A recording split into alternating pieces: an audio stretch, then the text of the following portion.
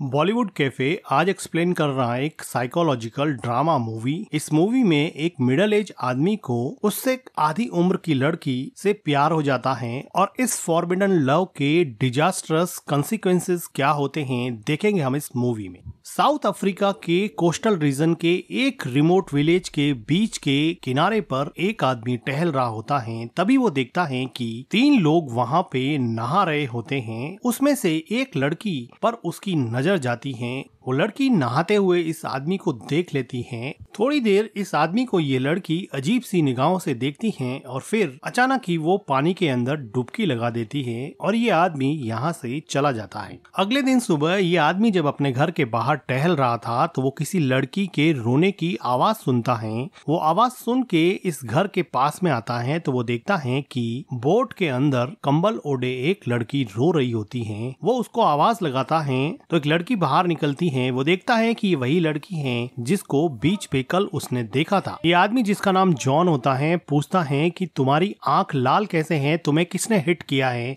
ये लड़की जिसका नाम जैकी होता है कहती है कि ये तुम्हारे काम की बात नहीं है, तुम यहाँ से चले जाओ। लेकिन जॉन कहता है कि शायद आइस लाकर मैं तुम्हारे आंखों पर सेक कर सकूं। तो वो लड़की चिढ़ जाती है और कहती है कि तुम्हें समझ नहीं आता क्या, तुम्हें कह रही हूँ कि तुम चले जाओ यहाँ से और तुम मेरे पीछे ही पड़ गए हो। तो जॉन कहता है कि मैं तो सिर्फ तुम्हारी हेल्प करने की ट्राई कर रहा था, तुम शांत हो जाओ। जैकी यहाँ पर अकेली बहुत ज्यादा रो रही थी और ऐसा लग रहा था कि अब वो किसी पर भी विश्वास नहीं करना चाहती है। जैकी पूछती हैं कि तुम्हारे सर पर ये चोट का निशान कैसे हैं, तुम्हें टाके लगे हुए हैं, तुम्हारा एक्सीडेंट हुआ था क्या। तो जॉन कहता है कि ये तुम्हारे मतलब की चीज नहीं है, तुम कल जिनके साथ नहा रही थी वो तुम्हारे क्या लगते हैं। तो जैकी कहती है कि ये तुम्हारे काम की चीज नहीं है। तो जॉन पूछता है कि तुम्हें मारा किसने है। तो जैकी पूछती है कि हो सकता है कि तुम ही ने मारा हो, मैं तुम्हें कब से कह रही हूँ कि तुम चले जाओ, अगर तुम अब यहाँ से नहीं गए तो अब मैं तुम्हारे ऊपर ये इल्जाम लगा दूंगी कि तुम ही ने मुझे पंच किया था और तुम्हारी वजह से ही मैं रो रही हूँ, चुपचाप यहाँ से निकल जाओ। जॉन कहता है कि मैं तो तुम्हारी हेल्प करना चाहता था, कुछ आइस लाके तुम्हारी आंखों पे सेक कर देता,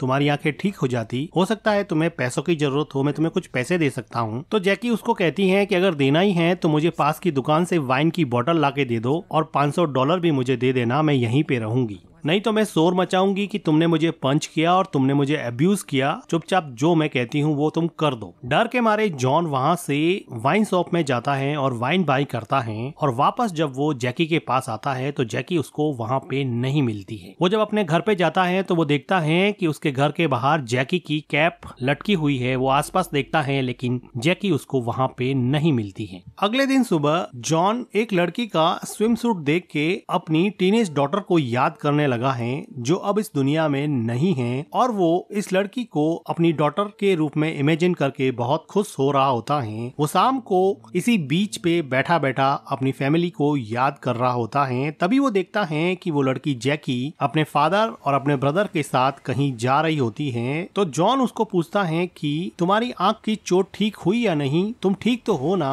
लेकिन जैकी जैसे बहुत डरी हुई थी। जैकी इस बात का कोई जवाब नहीं देती है। जॉन कहता है कि तुम्हारी कैप मेरे घर में ही पड़ी है, तुम्हें चाहिए तो ले जाना। जैकी को अनजान आदमी से बात करते हुए जैकी के फादर जैकी को पूछते हैं कि ये कौन है और तुम इसको कैसे जानती हो। लेकिन जैकी ऐसा लग रहा था कि अपने फादर से बहुत डरती है और वो उनको कोई जवाब नहीं देना चाहती। उसी रात को जैकी के फादर जॉन के घर पे आते हैं और उसको अपने घर पे डिनर के लिए इनवाइट करते हैं क्योंकि उनको जैकी ने बता दिया था कि जॉन ने उसकी हेल्प करने की कोशिश की थी, इसलिए जैकी के फादर ने जॉन को यहाँ पर डिनर के लिए इनवाइट किया था। जैकी के फादर जैकी को कहते हैं कि अपने ब्रदर को बुला के लाओ। जैकी अपने ब्रदर को डिनर के लिए बुलाती हैं और ये सब मिलके यहाँ पे डिनर करते हैं। जैकी के फादर बहुत ज्यादा ऑर्थोडॉक्स होते हैं। वो डेस्टिनी और भगवान में बहुत ज्यादा विश्वास करते हैं, इसलिए हर चीज को वो भगवान के भरोसे ही छोड़ देते हैं। डिनर टेबल पर जैकी का भाई अपने खाने से मस्ती कर रहा होता है तो उसके डिसिप्लिन्ड और ऑर्थोडॉक्स फादर को ये सब पसंद नहीं आता है तो वो उसके भाई पे चिल्लाते हैं। जैकी अपने फादर के गुस्से को देख के बोलती है कि तुम हमेशा हमारे ऊपर चिल्लाते क्यों रहते हो, हमेशा अपने बच्चों को डोमिनेट क्यों करते रहते हो। और वो जॉन को कहती है कि चलो मेरे साथ यहाँ से चलते हैं। वो कहती है कि चलो यहाँ से चलो, मुझे तुम्हारे घर से मेरी कैप लेनी है, उठो और चलो मेरे साथ जल्दी से। जॉन को कुछ समझ में नहीं आता कि वो क्या करे, लेकिन वो अब जैकी के साथ यहाँ से बाहर निकल जाता है। ये साउथ अफ्रीका की एक रिमोट जगह है जहाँ पर चारों तरफ जंगल है और बहुत बहुत ही कम पॉपुलेशन यहाँ पे रहती है। जैकी जॉन से सिगरेट मांगती है। जॉन कहता है कि क्या तुम्हारे डैड को ये बात पता है कि तुम स्मोक करती हो? तो वो कहती है कि भाड़ में जाए मेरे डैड, चुपचाप मुझे सिगरेट दो। ऐसा लग रहा था कि जैकी अपने फादर से बहुत ज्यादा परेशान थी, लेकिन जॉन कहता है कि तुम्हारे डैड काफी परेशान थे, तुम ऐसा क्यों करती हो? तो जैकी कहती है कि तुम जानते ही क्या हो, तुम हमारी फैमिली के बारे में कुछ नहीं जानते हो। तो जॉन कहता है कि तुम चाहो तो मुझसे शेयर कर सकती हो कि ऐसा तुम्हारे साथ क्या हुआ जिसकी वजह से तुम इतनी ज्यादा एग्रेसिव हो गई हो। जैकी अब थोड़ी सी शांत होती है और वो चाहती है कि वो अपना दुख किसी के साथ शेयर करे, तो उसको जॉन सही बंदा लगता है, तो वो उसके साथ उसका पेन शेयर करने के लिए तैयार हो जाती है। वो कहती है कि कुछ महीनों पहले हमारे घर में चोर घुस आए थे और चोरों ने चोरी करने के साथ साथ मेरे साथ जबरदस्ती करना भी शुरू कर दिया। जब वो मेरे साथ जबरदस्ती कर रहे थे तो मेरी मॉम ने रजिस्ट किया और मेरे मॉम के रजिस्ट करने की वजह से उन चोरों ने मेरी मॉम को गोली मार दी। तब से ही हमारी फैमिली काफी परेशान है। और जैकी ये सब सुनाते सुनाते बहुत ज्यादा इमोशनल हो जाती है। जैकी जॉन के सर पे चोट देखती हैं, तो वो पूछती हैं कि तुम्हारे सर पे ये चोट कैसे लगी, क्या हुआ था तुम्हारे साथ? तो जॉन उसको बताता है कि एक बार वो अपनी वाइफ और अपनी डॉटर के साथ ड्राइविंग के लिए जा रहा था, तो उसकी आंख लग गई। उसको ड्राइविंग करते करते नींद आ गई, जिसकी वजह से उसकी कार खाई में जा गिरी और उसकी वाइफ और उसकी डॉटर की इंस्टेंटली डेथ हो गई और वो काफी चोटों के बावजूद भी बच गया। वो कहता है कि वो अपने आप को कभी माफ नहीं कर पाएगा कि उसकी वजह से उसकी डॉटर और उसकी वाइफ की डेथ हो गई। जैकी जॉन की कहानी सुन के बहुत इमोशनल हो जाती है और जॉन के साथ इसकी बॉन्डिंग थोड़ी बढ़ जाती है। ये दोनों जॉन के घर पे आते हैं क्योंकि जैकी को यहाँ से जैकी की कैप लेनी थी। जॉन जैकी की कैप ढूंढने लग जाता है। जैकी अंदर वाले रूम में चली जाती है। बाहर जॉन को जैकी की कैप मिल जाती है, तो वो जैकी को कैप देने के लिए अंदर जाता है, तो देखता है कि जैकी वहाँ पे लेटी हुई है और वो ऐसा लग रहा था कि जॉन की तरफ काफी अट्रैक्ट हो गई है। तो जॉन कहता है कि ये लो तुम्हारी कैप मिल गई है। तो जैकी जॉन को पूछती है कि क्या तुम्हारी कोई गर्लफ्रेंड है? तो जॉन कहता है कि नहीं। तो जैकी कहती है कि अगर तुम्हारी कोई गर्लफ्रेंड नहीं है तो क्या मैं तुम्हारे साथ यहाँ पर आकर रह सकती हूँ? तो जॉन कहता है कि नहीं, बिल्कुल नहीं। जैकी इस आंसर से काफी डिसअपॉइंट हो जाती है, लेकिन जॉन रूम से बाहर चला जाता है। लेकिन वो जैसे ही पीछे मुड़ता है तो वो देखता है कि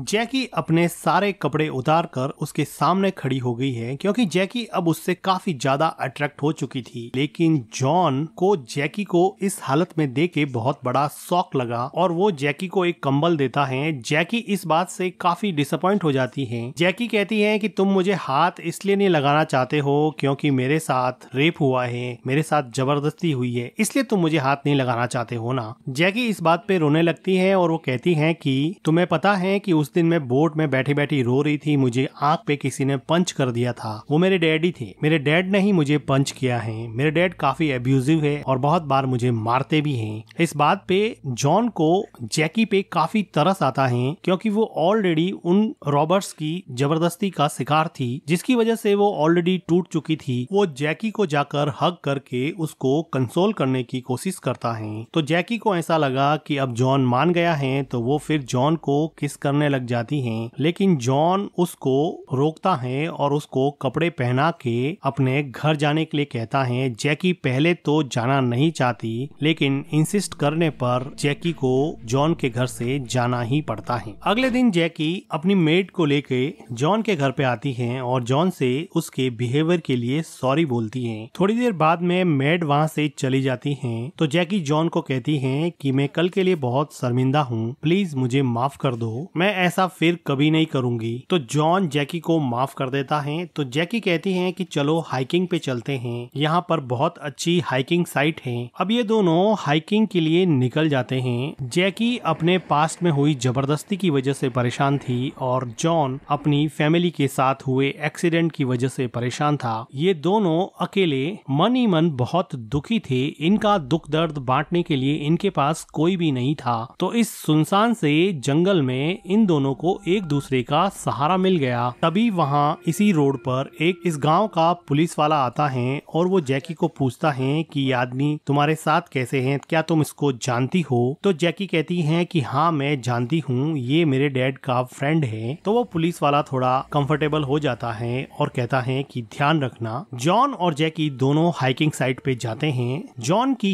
एज जैकी की एज से डबल से भी ज्यादा थी, जो उसके हाइकिंग एक्सपीरियंस में क्लियरली विजिबल थी, लेकिन जॉन की फैमिली के एक्सीडेंट के बाद में उसको पहली बार जैकी में कुछ आशा की किरण दिखी। वो उसके साथ टाइम स्पेंड करने को एंजॉय करने लगा और उसको ऐसा लगा कि कई महीनों बाद में उसको कोई ऐसा मिला है जो उसके दिल की गहराई के दर्द को समझता है और उसके साथ वो ओपनली अपना दुख दर्द शेयर कर सकता है। ठीक ऐसा ही जैकी के लिए था। उसके साथ हुई जबरदस्ती और उसके एब्यूजिव फैमिली इन्वायरमेंट की वजह से वो अपना दुख दर्द किसी के साथ शेयर नहीं कर पाती थी, तो वो भी अपनी सारी बातें अब जॉन के साथ शेयर करने लगी और इन दोनों का प्यार अब धीरे धीरे परवान चढ़ने लगा। हाइकिंग साइट पे पिग हेड पे बैठे बैठे जैकी जॉन को बताती है कि जिस दिन मेरे साथ जबरदस्ती हुई उसके अगले दिन मेरे डैड ने मुझसे ये कहा कि अगर तुमने स्कर्ट नहीं पहना होता तो शायद वो रॉबर्ट्स चोरी करके चले जाते, तुम्हारे साथ जबरदस्ती नहीं करते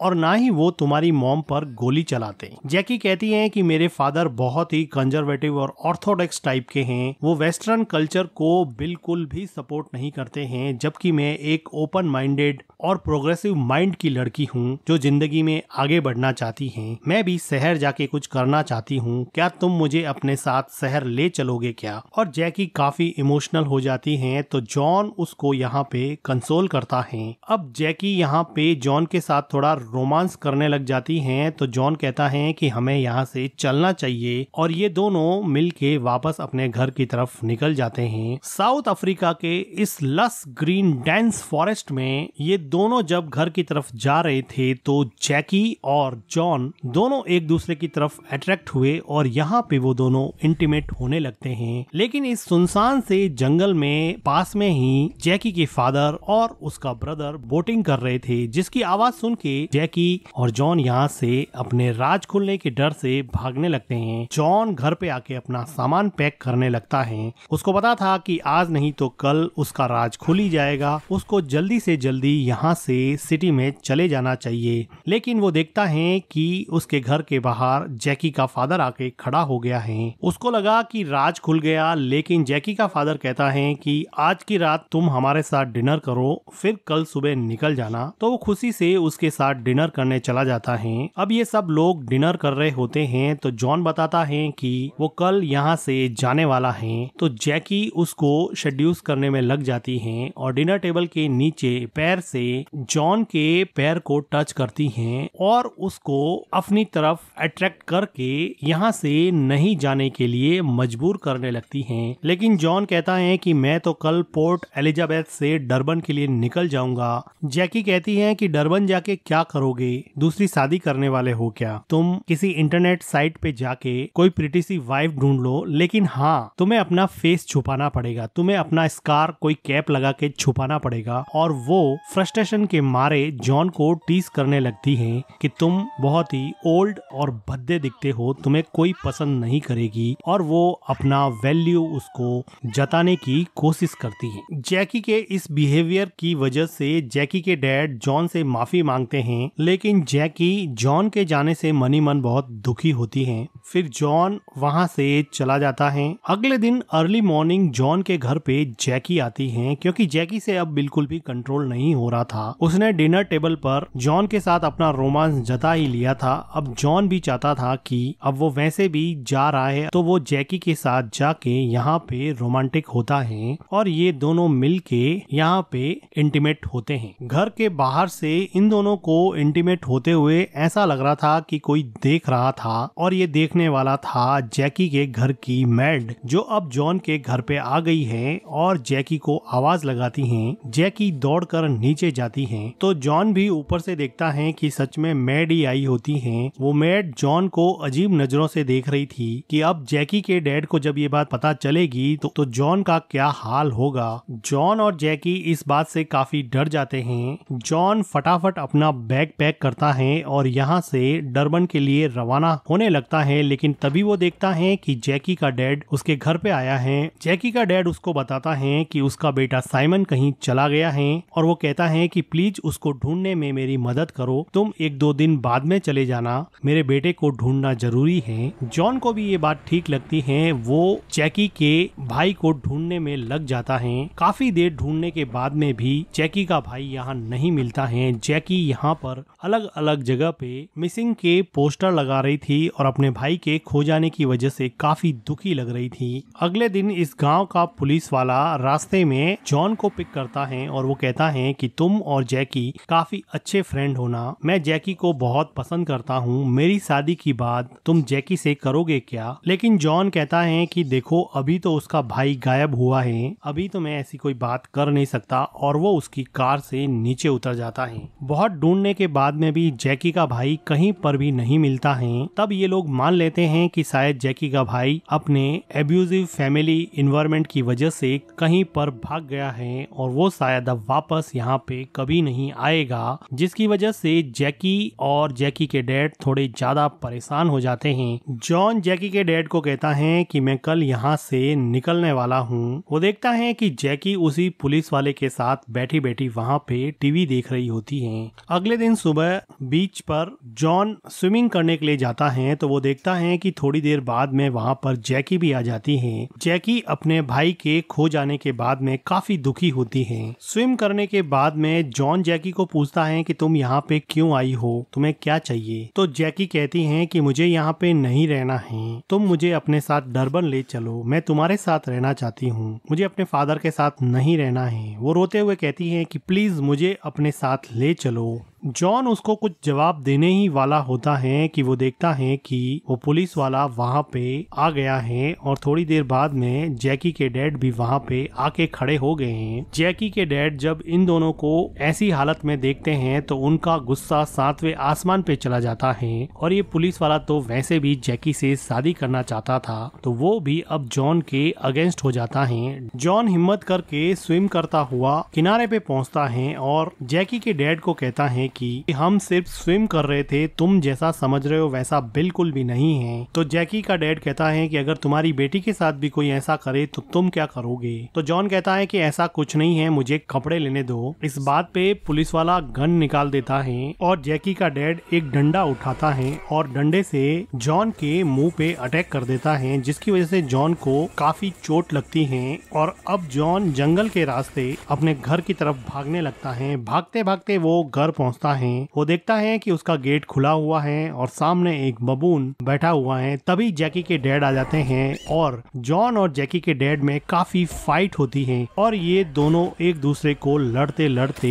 लहूलुहान कर देते हैं। तभी जैकी के डैड पे बबून अटैक कर देता है और बबून के इस अटैक की वजह से जैकी के डैड को हेड और नेक में सीरियस इंजरीज होती हैं। जॉन को पता था कि ये बबून बहुत वायलेंट हो सकते हैं, इसलिए वो अब बबून को मारना ही बेहतर समझता है। वो एक स्टिक उठाता है और बबून को मार डालता है। तभी वहाँ पे जैकी और वो पुलिस वाला आता है और यहाँ पे ये हालात देख के जैकी बहुत घबरा जाती है। जैकी जॉन की हालत देख के भी सहम जाती है। वो पुलिस वाला जैकी के घायल डैड को बाहर लेके जाता है। जैकी भी घर से बाहर जाती है और जॉन भी उनके पीछे पीछे उनकी हेल्प करने के लिए जाता है। ये दोनों मिल के जैकी के डैड को हॉस्पिटल ले जाने के लिए पुलिस की वैन में बिठाते हैं और पुलिस वाला जॉन के सर पे गन रख के कहता है कि अगर तुम एक दिन भी यहाँ और रुके तो मैं तुम्हें खुद गोली मार दूंगा, चुपचाप कल सुबह यहाँ से निकल जाना। जैकी ये सब देखती ही रहती है। उसको समझ नहीं आ रहा कि वो क्या करे, कि वो किस तरफ जाए। एक तरफ उसके घायल डैड हॉस्पिटल जाने के लिए तैयार हैं, तो दूसरी तरफ उसका लवर जॉन कल सुबह ही डरबन के लिए हमेशा हमेशा के लिए निकल जाएगा। जैकी के लिए ये सिचुएशन काफी डायलेमेटिक थी। वो काफी देर तक जॉन की तरफ देखती हैं। वो चाहती तो थी कि वो जॉन के साथ ही चली जाए, लेकिन अपने फादर को इस हालत में छोड़ के वो जाना नहीं चाहती थी। तो वो उलझे मन से रोते हुए अपने फादर के साथ पुलिस की वैन में बैठ जाती हैं, जिसको अब जॉन भी सपोर्ट कर रहा होता है, क्योंकि वो तो ऑलरेडी मैच्योर था और उसको पता था कि यही जैकी के लिए ज्यादा सही होगा। जैकी और जैकी के डैड गले मिलके बहुत रोते हैं और रियलाइज करते हैं कि दोनों का रिलेशन और दोनों के बीच में प्यार कितना ज्यादा जरूरी है। एक दूसरे पर थोपे गए रूल्स और रेस्ट्रिक्शंस आदमी के रिलेशंस को बर्बाद कर सकता है। फ्रीडम और लिबर्टी के लिए तो इंसान जीता ही है, अगर उस पर ही कोई पाबंदी लगा दे तो पिंजरे में बंद पक्षी और रेस्ट्रिक्शन में बंधे इंसान में क्या ही फर्क रह जाएगा। जैकी का मन अभी भी